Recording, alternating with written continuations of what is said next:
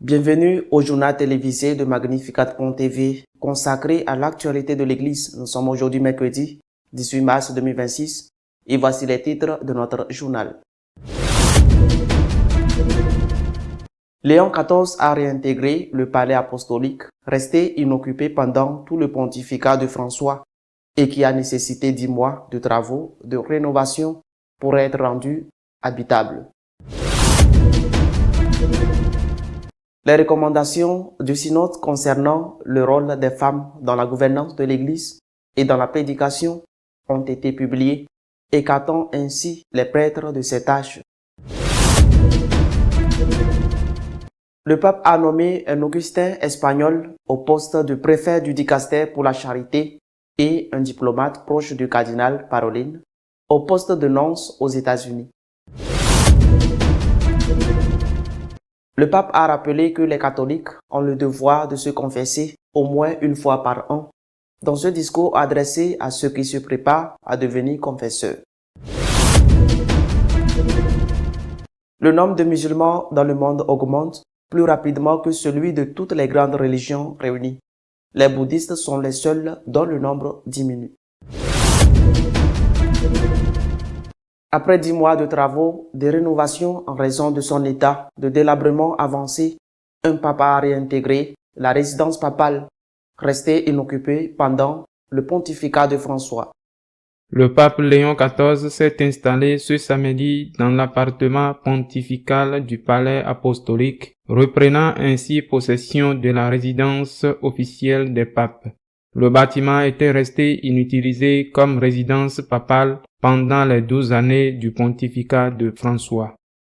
Le Vatican a indiqué que Léon XIV y sera accompagné de ses plus proches collaborateurs.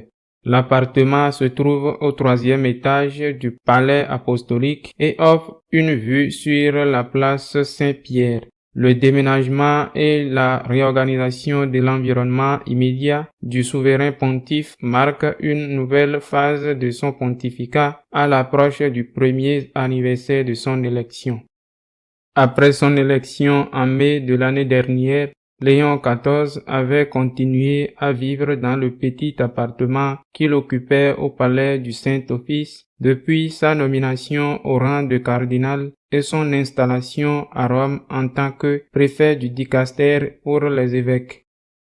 Au cours des 10 mois qui se sont écoulés depuis, le Vatican a procédé à une rénovation complète de l'appartement pontifical du palais apostolique. Ces travaux étaient nécessaires pour moderniser les installations électriques, la plomberie et d'autres services de base après une longue période sans occupation résidentielle stable. François avait renoncé à vivre dans cet appartement et avait choisi de résider à Santa Marta, la maison vaticane où sont hébergés les prêtres en visite et où logent également les cardinaux pendant les conclaves. Dans la pratique, cette décision a eu pour conséquence que tout le 2e étage de Santa Marta a été réservé au pape, réduisant ainsi la capacité d'accueil du bâtiment pour d'autres hôtes. La décision de Léon XIV de s'installer au palais apostolique a été interprétée comme un signe de respect envers l'institution de la papauté et envers les formes traditionnelles de son exercice.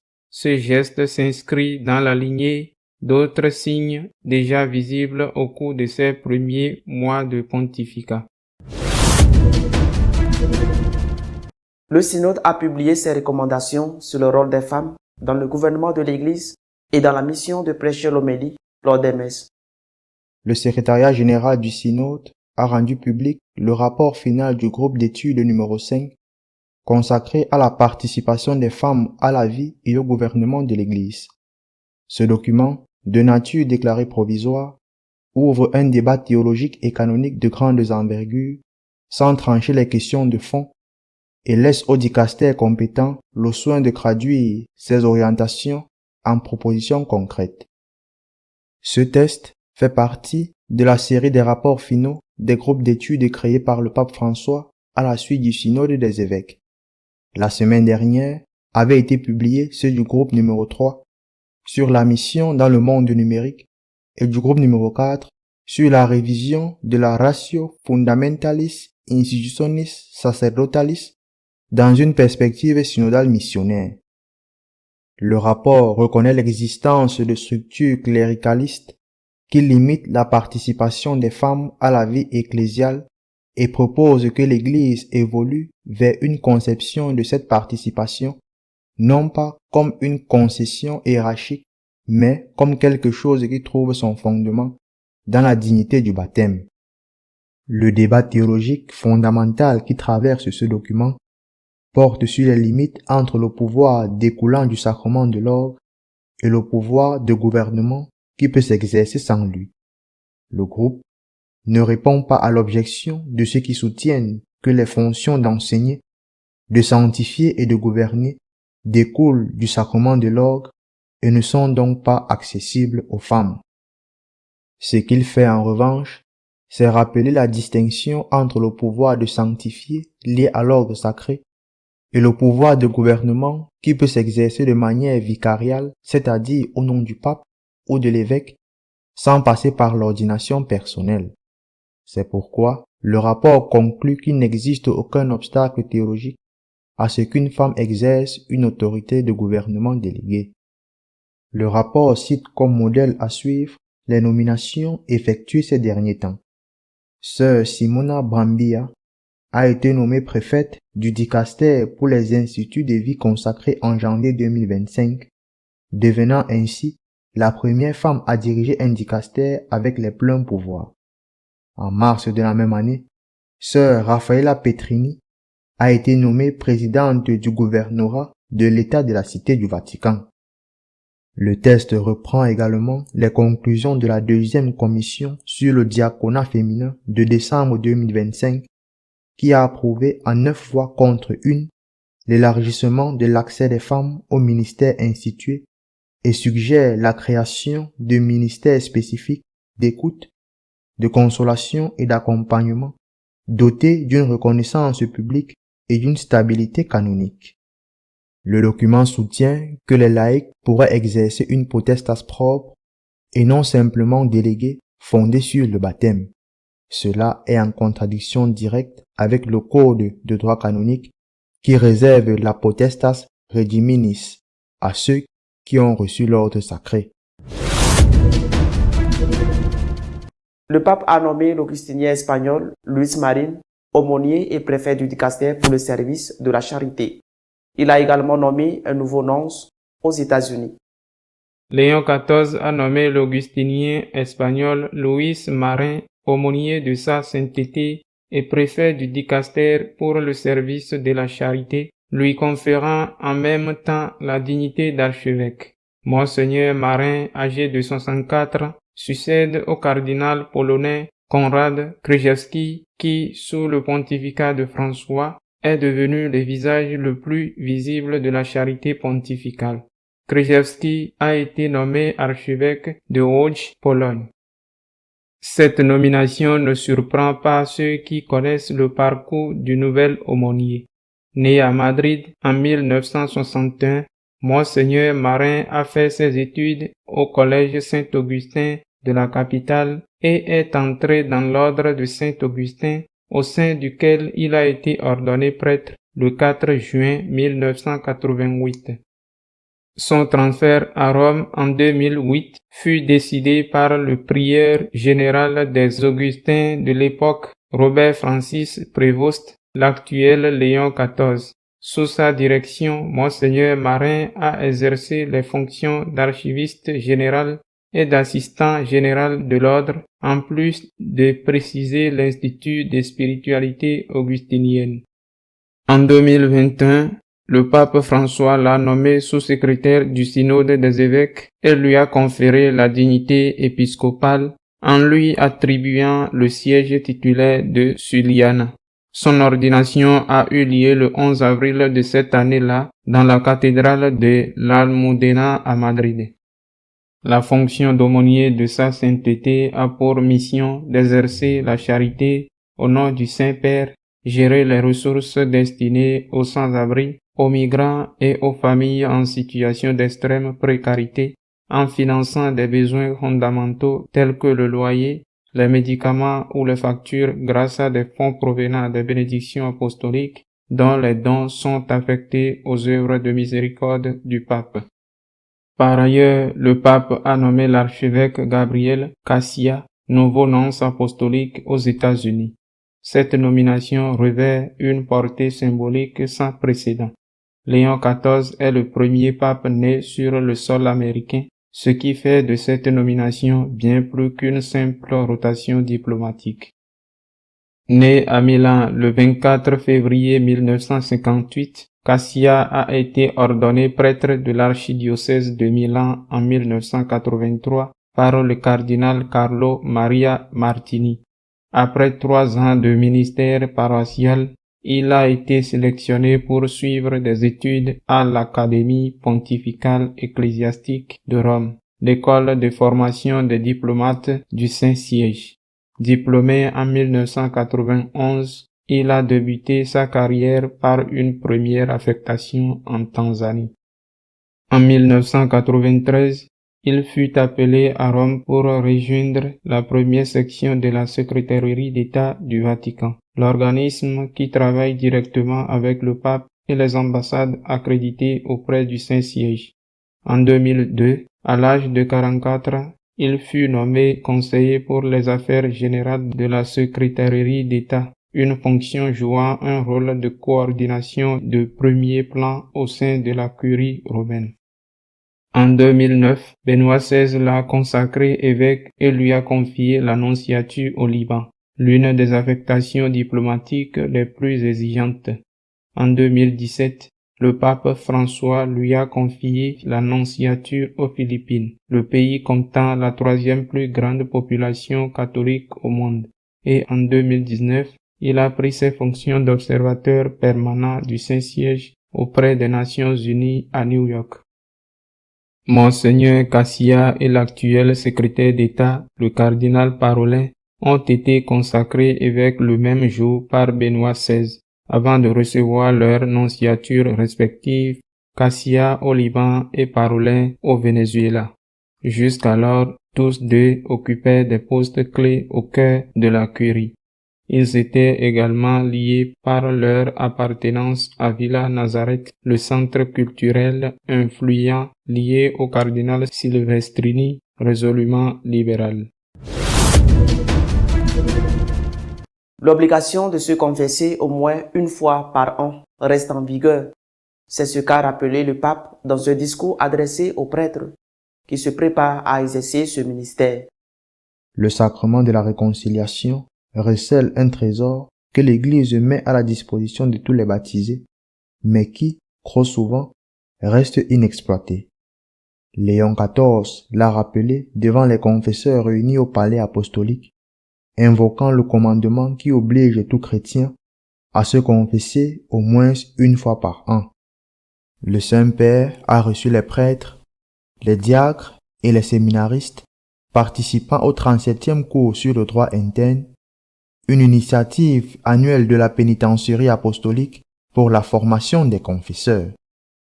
Il a rappelé que ce cours avait été lancé par Saint Jean-Paul II avec sa passion pastorale, confirmé par Benoît XVI avec sa sagesse théologique et poursuivi par le pape François. Le pape n'a pas éludé le constat.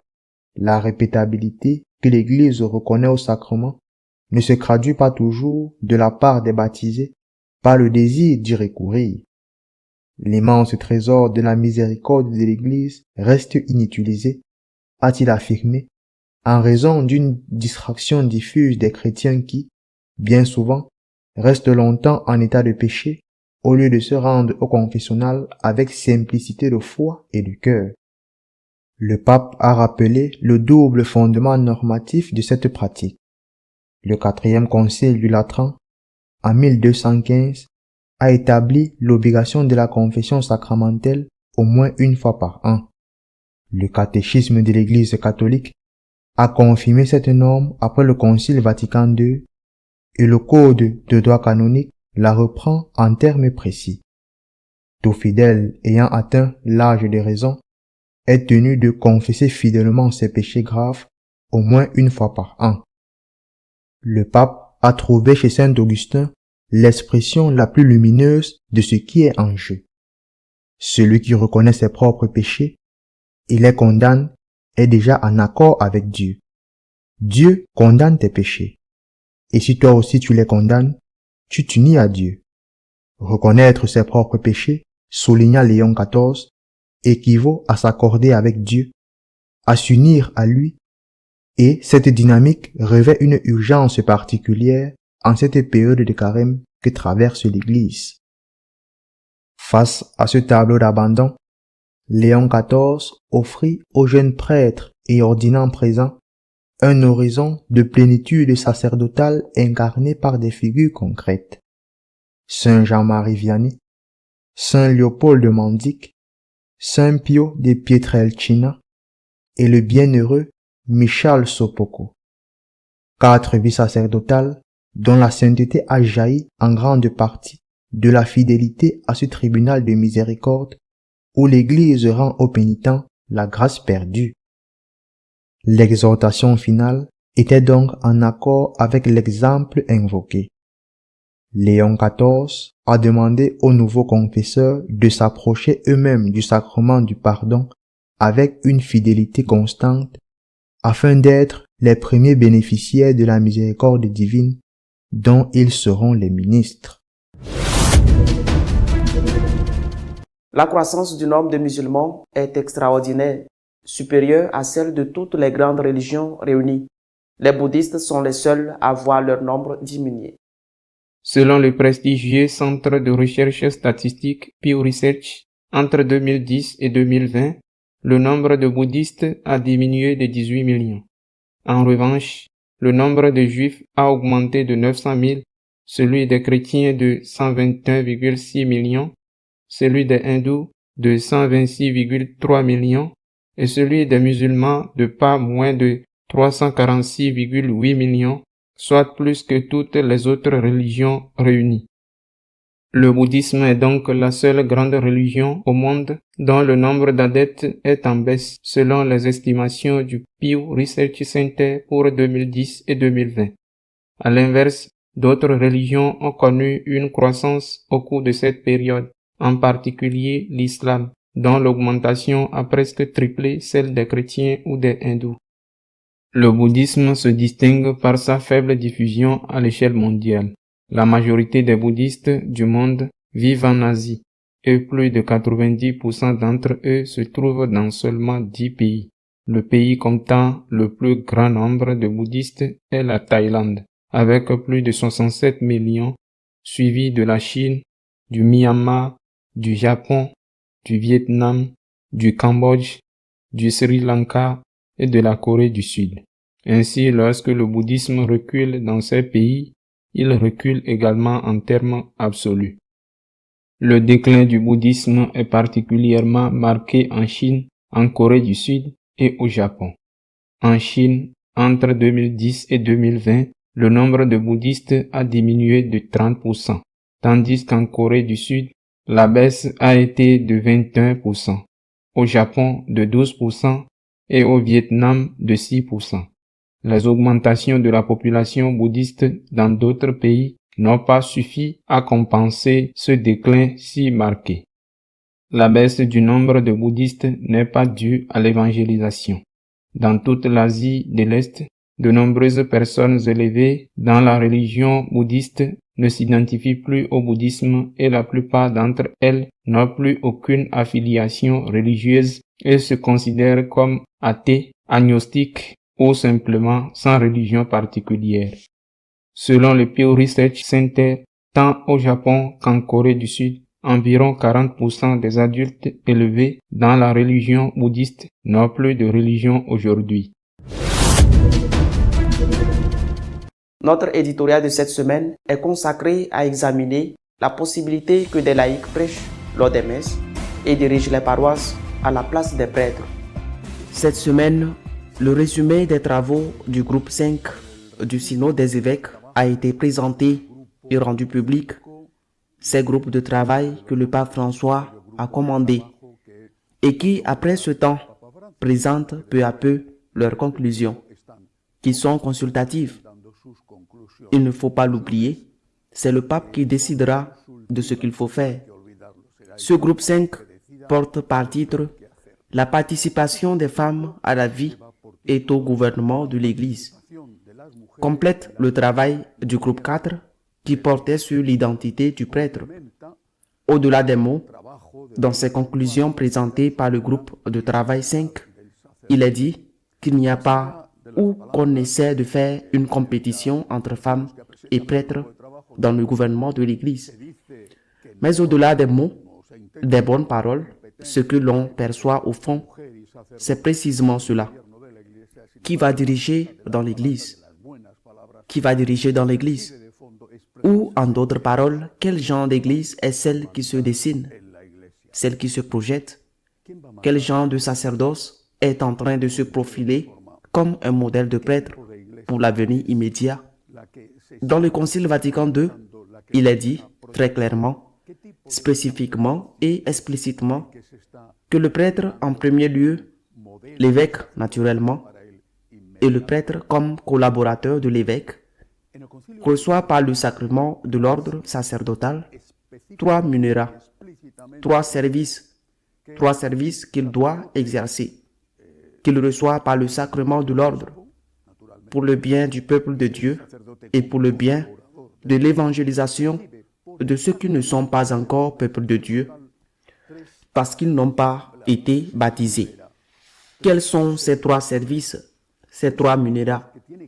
Le premier, sanctifié, et cela est accompli par le prêtre. Je répète, le prêtre comme collaborateur de l'évêque. Quand je parle de prêtre, je parle aussi de l'évêque et vice-versa.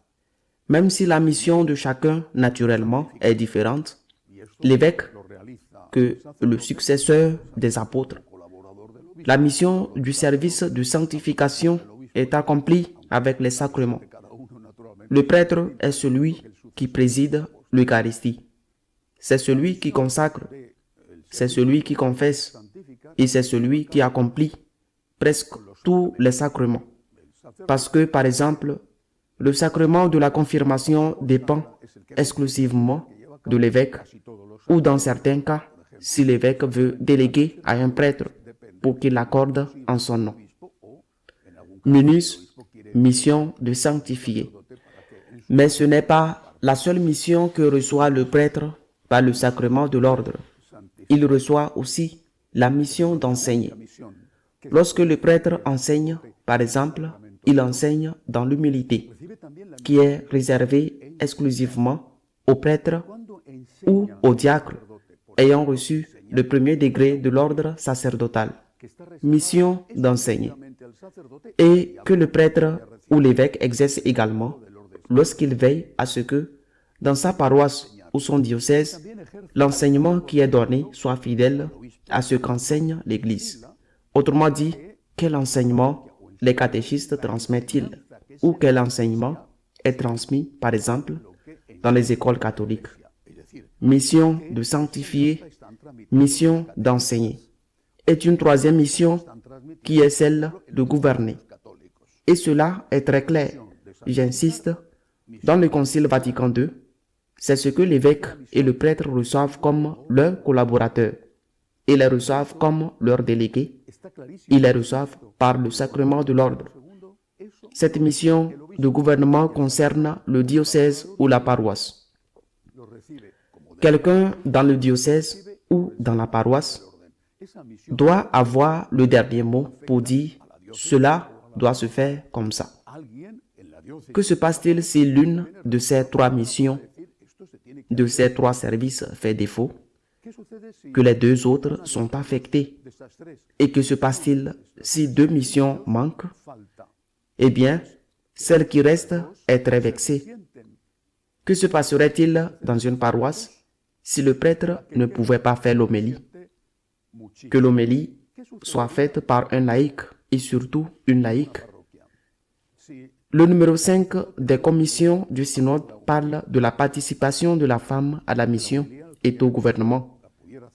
Que se passerait-il si le prêtre ne pouvait pas faire l'homélie? Il est là, mais il ne peut pas prêcher. Montez une laïque, lisez l'évangile et faites le sermon. Que fait le prêtre? En silence, il doit écouter ce que cette personne dit, qu'elle peut bien le dire et peut enseigner des choses fidèles à l'Église ou pas, mais il ne peut rien dire. Que se passerait-il s'il ne peut pas avoir un contrôle sur les catéchistes? Qui est catéchiste? Dans quelles conditions cette personne doit remplir pour être catéchiste? Et qu'enseigne ce catéchiste aux enfants? Le prêtre ne peut rien faire dans le domaine de l'enseignement. Maintenant, les laïcs, j'insiste, et tout particulièrement les laïcs, vont le faire. Et que se passerait-il si, dans sa paroisse, le prêtre ne peut pas non plus gouverner? Qui va gérer l'argent? Qui va décider si, par exemple, le temple est utilisé pour donner des conférences, pour faire une pièce de théâtre, pour faire une exposition picturale, avec qui sait quel tableau? Le prêtre ne peut rien faire. C'est un groupe de laïcs, celles qui vont décider. Cela se fait ainsi, cela se fait autrement. La liturgie se fait ainsi, elle se fait ainsi, et celles qui vont décider aussi comment le prêtre doit célébrer la messe. Oui, le prêtre va célébrer la messe. Mais comment le prêtre doit-il célébrer la messe? Combien de temps cela doit-il durer? Combien de temps doivent durer les chants? Quel genre de chants? Tout cela sera décidé par les laïcs. Le prêtre ne peut rien décider. C'est vraiment ce que veut le Vatican pour le prêtre du futur, sérieusement. Est-ce le modèle du prêtre? Quelqu'un qui est réduit avec tout le respect qu'il mérite, et c'est beaucoup, la femme de ménage qui nettoie les églises, mais quelqu'un qui est réduit à cette fonction. C'est un employé qui arrive, célèbre la messe dans les conditions qui lui sont imposées et s'en va. Un employé mal payé, qu'en Espagne, il y a 1000 euros. C'est en dessous du salaire minimum. Un employé mal payé qui ne peut rien faire d'autre que venir, se coucher le soir, que le Seigneur soit avec vous, que vous puissiez aller en paix, consacrer, et s'il le laisse avouer, ils pourront même l'exiger, lui demander de pardonner ou de donner l'absolution, ou qu'il donne la communion à tout ce que les laïcs disent, sans besoin qu'ils puissent dire « mais vous êtes repenti ». Mais il a un but d'amendement. Est-ce vraiment le modèle de prêtre que l'on veut proposer? Cela va-t-il attirer beaucoup de jeunes au séminaire?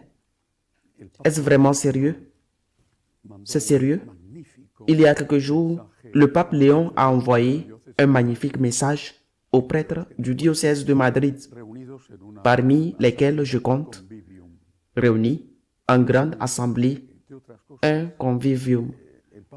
Dans ce message, entre autres choses, le pape Léon disait ce qui suit. Il ne s'agit pas. Ce sont des mots textuels du message du pape.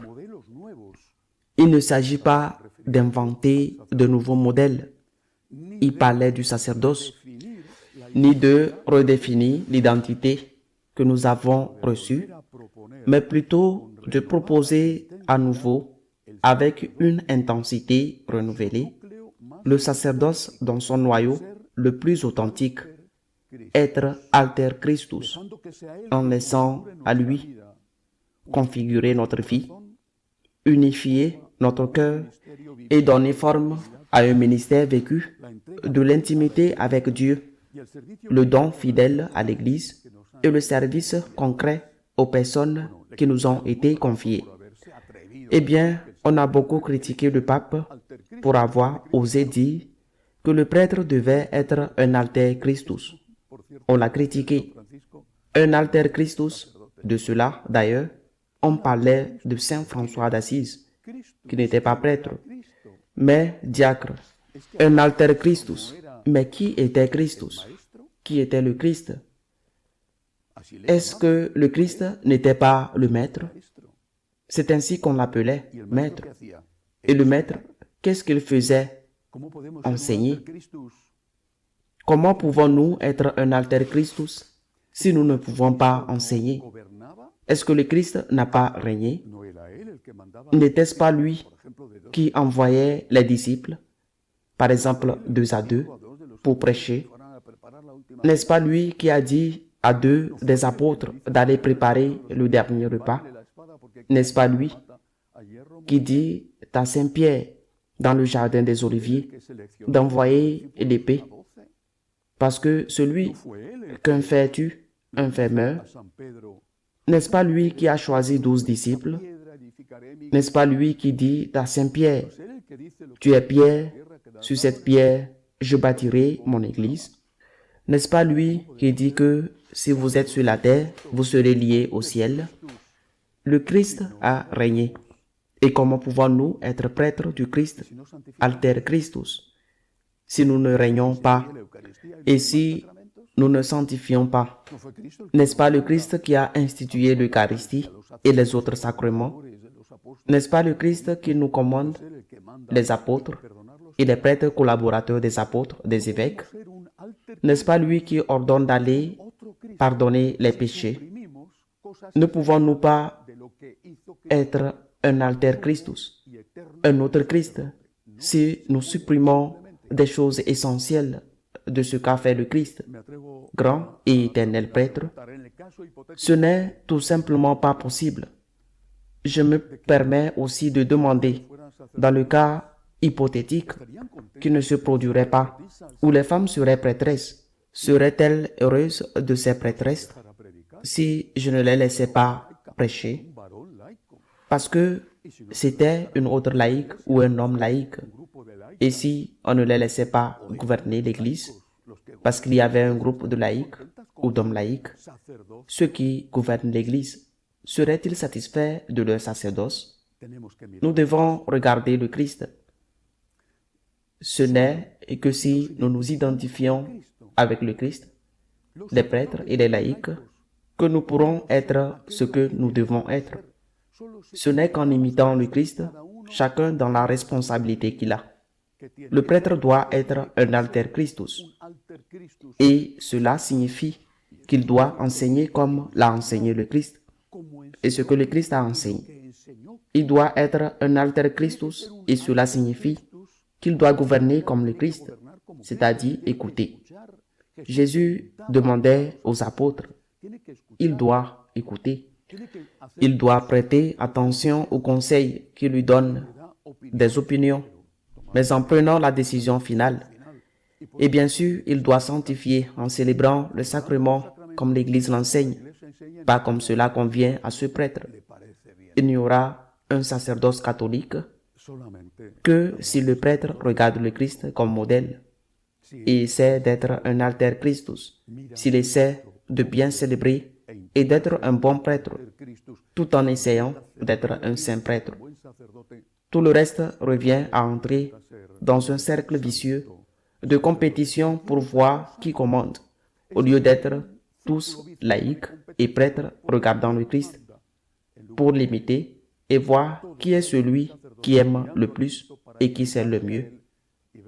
En changeant le modèle du prêtre, à part que je ne sais pas qui voudra devenir prêtre dans les conditions vers lesquelles il dirige l'Église, ou il semble qu'il dirige l'Église, en changeant le modèle du prêtre, ce que l'on est en train de faire, c'est changer l'Église.